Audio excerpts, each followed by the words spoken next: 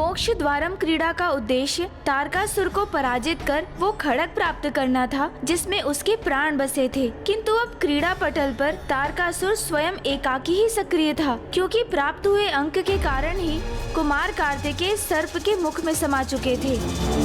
ये तो इस सर्प का मुख है। मुझे इससे बाहर जाने का प्रयास करना चाहिए।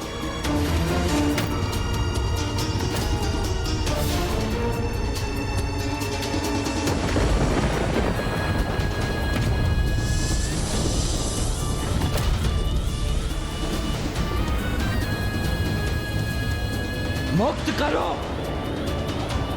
बाहर जाने दो मुझे। अब ये दुष्ट अपना शीश झुकाकर मेरा संतुलन बिगाड़ रहा है।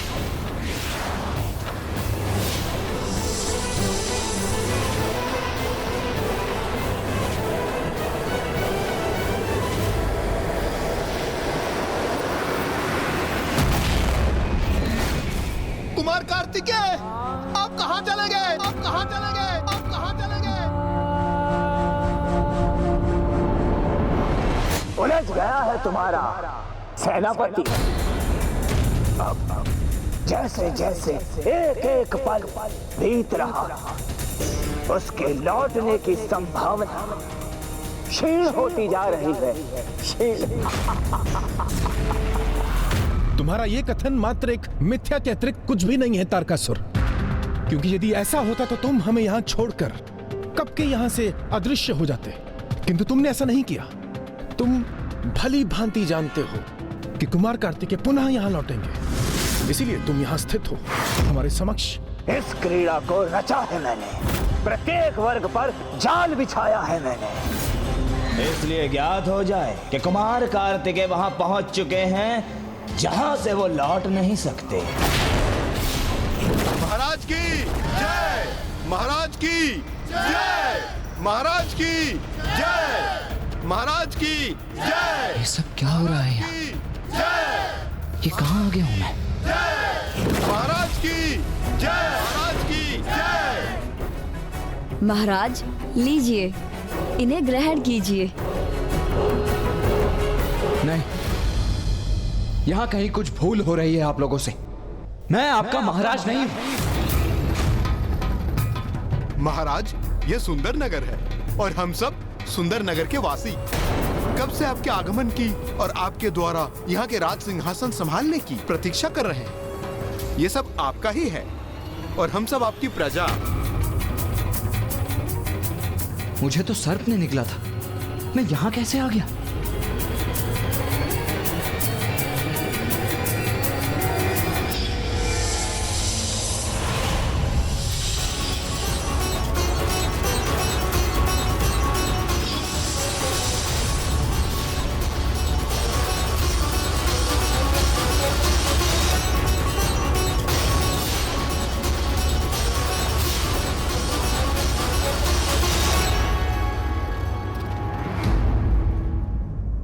मुझे शीघ्र ही यहां से बाहर जाना होगा, उस क्रीड़ा में लौटना होगा। इंद्रदेव, वायुदेव और कुबेर देव की रक्षा के लिए अब अधिक समय शेष नहीं है।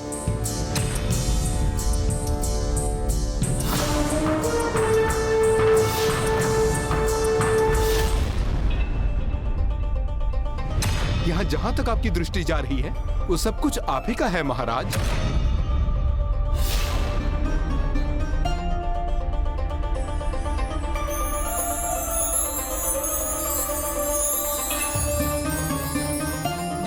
सत्य है, कितना सुंदर और शांत है ये सुंदर नगर। इतने सुंदर स्थान को छोड़कर जाना तो किसी के लिए भी अत्यंत कठिन होगा। तो फिर आप यहीं बस जाइए ना महाराज। तुम्हारे सेनापति ने प्रथम चाल में कुल 11 अंक प्राप्त किए थे। 11 अंक का ये सर्प कुमार कार्तिकेय को सुंदर नगर लेकर गया है, जिसकी सुंदरता का प्रलोभन किसी को भी मोहित कर वही रहने पर विवश कर देता है। तो वो निरा बालक उससे अछूता कैसे रहेगा? और यदि वहां से निकलने के लिए तुम्हारे सेनापति ने कोई बल, युक्ति अथवा बुद्धि का प्रयोग भी किया तो वो मात्र असफल होकर रह जाएंगे, क्योंकि वहां मैंने व्यवस्था ही ऐसी की है।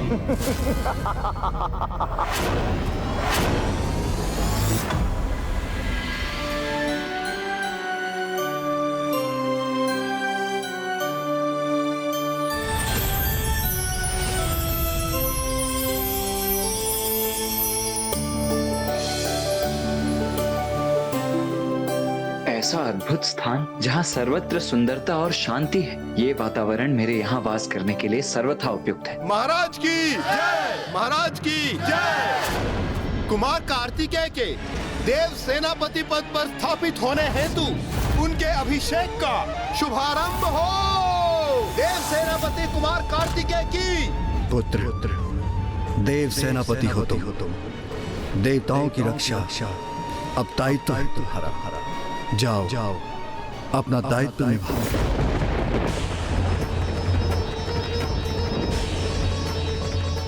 पुत्र कार्तिकेय,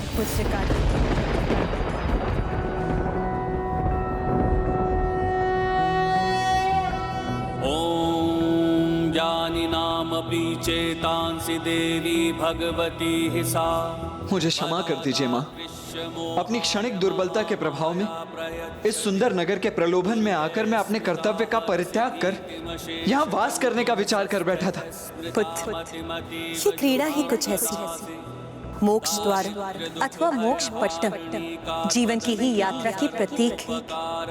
जो इसमें उत्तम आचरण करता है, अच्छाई के मार्ग पर चलता है, वो जीवन में ऊपर की ओर बढ़ता है। और जब कोई किसी प्रलोभन में आता है तो उसे दुर्भाग्य रूपी सर्प डसता है। तुम सर्प से चित्रित उस वर्ग में जाके स्थित हुए जो लोभ का प्रतीक है।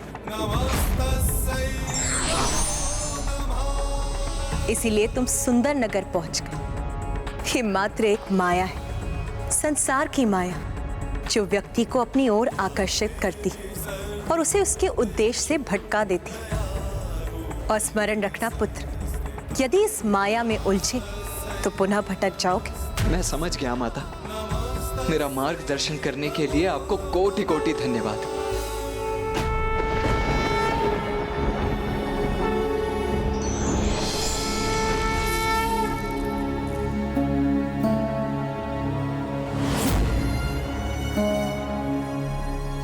आप यहीं स्थिर रहकर हमारे इस नगर पर शासन करेंगे ना महाराज?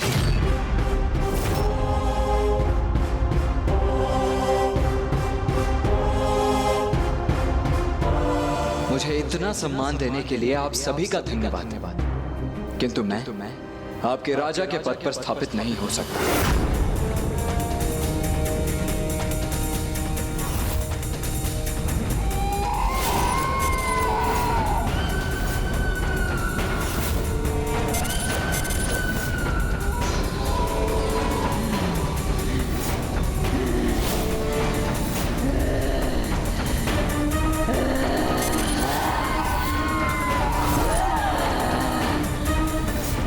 कैसे चले जाओगे यहाँ से? सुंदर नगर से आज तक कोई लौट कर नहीं गया।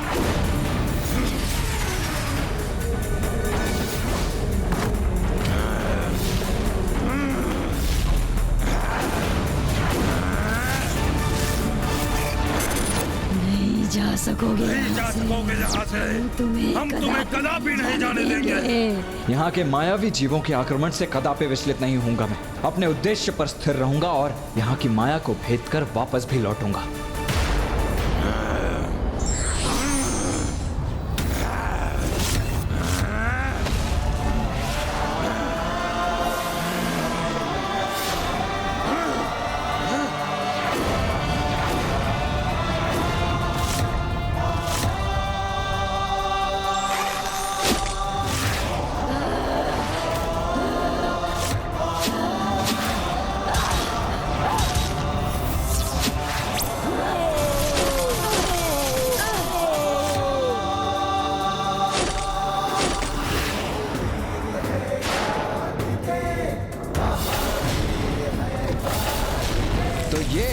सत्य प्रलोभन रूपी सुंदर नगर का।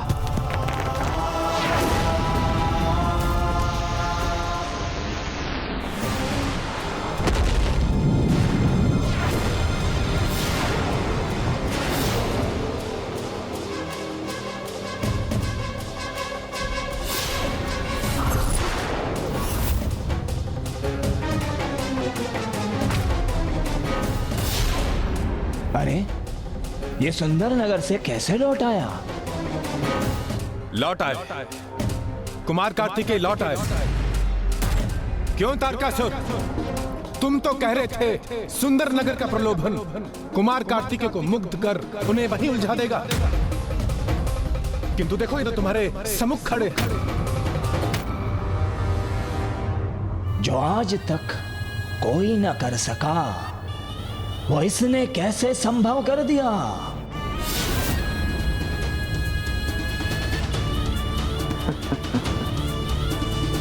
कुमार कार्तिकेय के लौटने मात्र से क्या होगा, सर्वप्रथम यह देखो कि वो कहां स्थित है।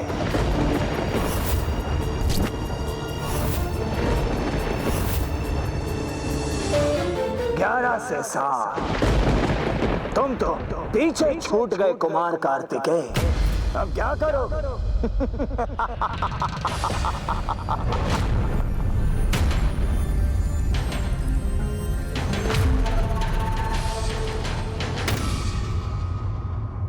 तो कुमार उस क्रीड़ा पटल पर पीछे चले गए थे। यही तो है ये क्रीड़ा। यदि इसमें आपको सर्प डस लेता है तो आप स्वतः लुढ़क कर उसकी पूंछ के वर्ग पर पहुंच जाते हैं। किंतु ब्राह्मण देवता, यदि तारकासुर छल कर रहा था इस मायावी क्रीड़ा में, तो कुमार कार्तिकेय के लिए पासे तो स्वयं स्कंद माता फेंक रही थी। यदि वो चाहती तो कुमार कार्तिकेय को वो अंक प्राप्त हो सकते थे जो उन्हें विजयी बना देते, है ना? तब माता और तारकासुर में क्या भेद रह जाता माता? छल कपट माया ये तो एक असुर के अवगुण है, आसुरी प्रवृत्ति के प्रतीक हैं। यदि छल कपट का प्रयोग कर रहा था वो धूर्त तारकासुर, तो कुमार कार्तिकेय को भी माता का आशीर्वाद प्राप्त था। माता में उनका अटल विश्वास और उनकी भक्ति ही उनकी शक्ति थी। ठीक उसी प्रकार जैसे भैया और मुझे भी अपनी भक्ति और विश्वास में ही आस्था है, वो विश्वास कि महाराज देवोदास भी वही करेंगे जो उचित है और पिताश्री को काशी लौटने के लिए आमंत्रित करेंगे। बालक, अब मेरी बारी।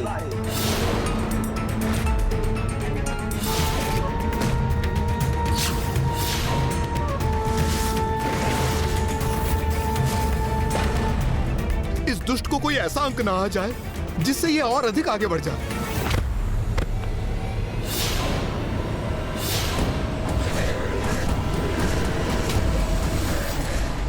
मुझे 4 अंक चाहिए।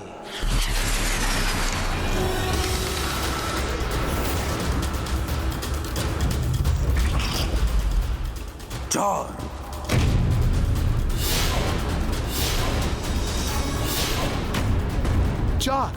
चार तो बड़ा अंक नहीं, किंतु वो तो देखकर ही ज्ञात होगा कि इस अंक से तारकासुर को लाभ होगा अथवा नहीं।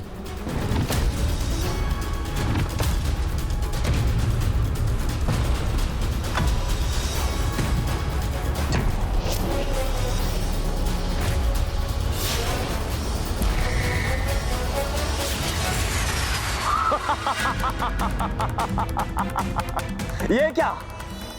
अरे वाह, एक और सीढ़ी प्राप्त हो गई है मुझे।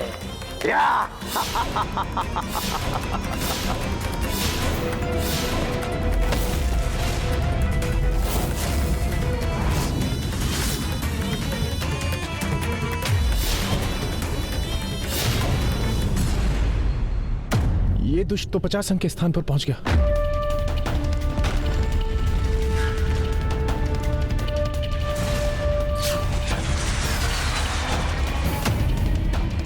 ये ऐसे ही आगे बढ़ते रहे तो हम यहाँ से कभी मुक्त नहीं हो सकेंगे। सीधे 50वें स्थान पर पहुंच गया हूं मैं। आनंद आ रहा है मुझे, आनंद। मेरा भाग्य मेरे साथ है।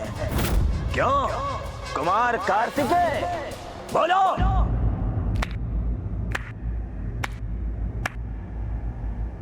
भाग्य का स्वभाव बहुत ही विचित्र होता है तारकासुर। वो कब कैसे पलटकर किसी का दुर्भाग्य बन जाए ये किसी को ज्ञात नहीं। इसीलिए जब तक तुम्हारा भाग्य तुम्हारा साथ दे रहा है उसका आनंद ले लो। कदाचित भाग्य और दुर्भाग्य को लेकर सर्वथा अनुचित है तुम्हारा मुझे भाषण देना। अरे इतनी ऊंचाई से जहां पर मैं पहुंच चुका, अत्यंत दुर्बल दिख रहा है मुझे तुम्हारा भाग्य कार्तिकेय।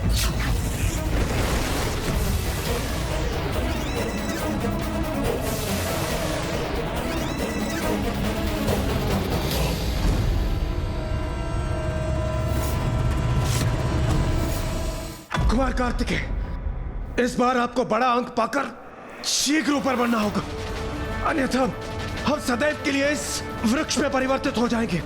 हाँ कुमार कार्तिकेय, शीघ्र कीजिए, हमें मुक्त कराइए।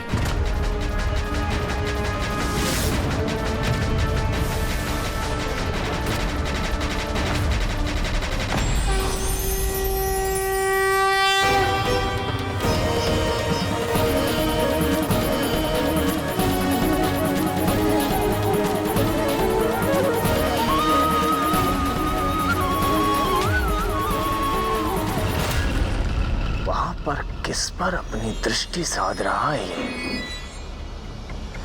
मुझे तो कुछ दिखाई नहीं दे रहा है।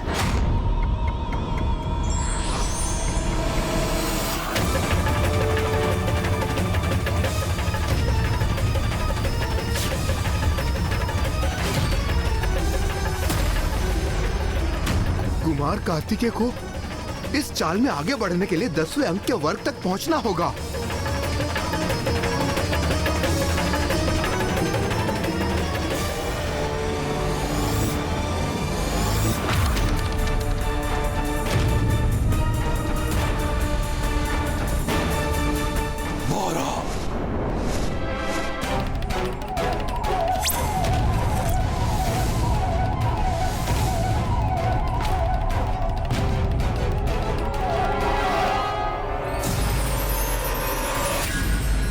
आगे बढ़ने दे रहा हूं मैं इसे, ताकि जब ये ऊंचाई से गिरे तो इसे देखकर मुझे आनंद आए।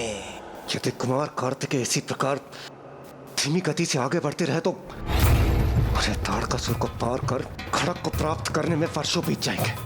देवराज, कुमार कार्तिकेय अपनी इच्छा से विलंब नहीं कर रहे हैं। जो अंक उनके भाग्य में है वही प्राप्त हो रहे हैं उन्हें। उचित है वायुदेव, आपका कथन सर्वथा उचित है, किंतु इस क्रीड़ा में कुमार कार्तिकेय ने अपने भाग्य के साथ हमारे भाग्य को जोड़कर क्या उचित किया? लो देखो, अब पुनः मेरी बारी है।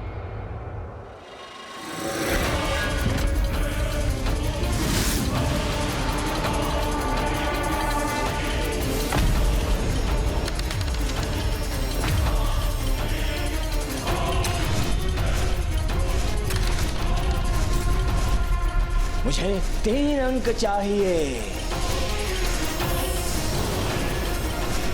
3।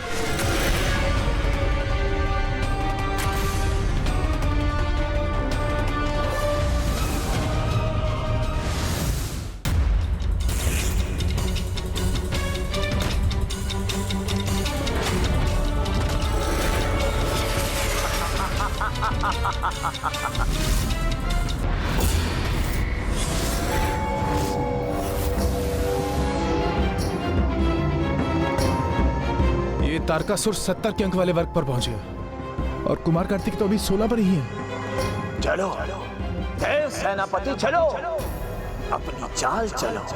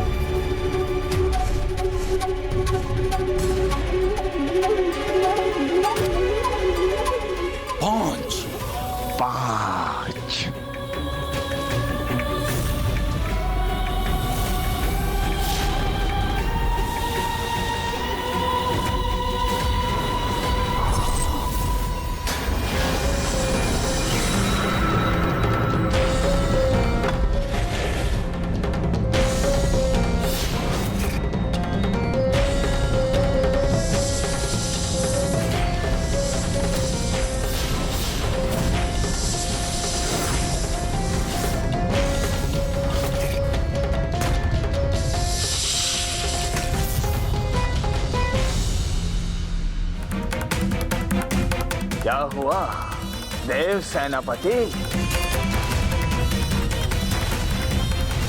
अब ये कहाँ उलझ गए तुम? हाँ? तारकासुर, उलझा मैं नहीं, उलझे तो तुम हो। ये बालकों की क्रीड़ा छोड़ो और मोक्ष द्वारम की क्रीड़ा समाप्त करने चलो। उलझ रहा हूं मैं? मैं तो तुम्हारे ही समक्ष हूं। ओह, समझा। आतंकित हो गए हो तुम मुझसे, इसलिए उन देवताओं के निकट पहुंचकर स्वयं को सुरक्षित समझना चाहते हो तुम, है ना? क्या हुआ तुम्हारा साहस कुमार कार्तिकेय? अभी तो मैंने कुछ किया ही नहीं और इतने भयभीत हो गए तुम मुझसे। अरे साहस नहीं था तो मेरा सुझाव स्वीकार कर लौट जाते कैलाश और वहां अपने माता पिता की निगरानी में क्रीड़ा करते।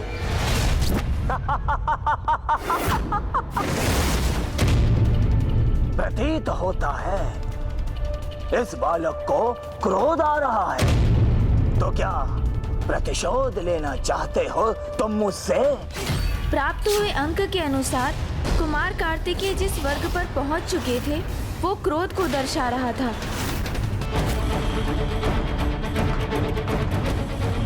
क्यों? क्रोध आ रहा है ना तुम्हें? हाँ?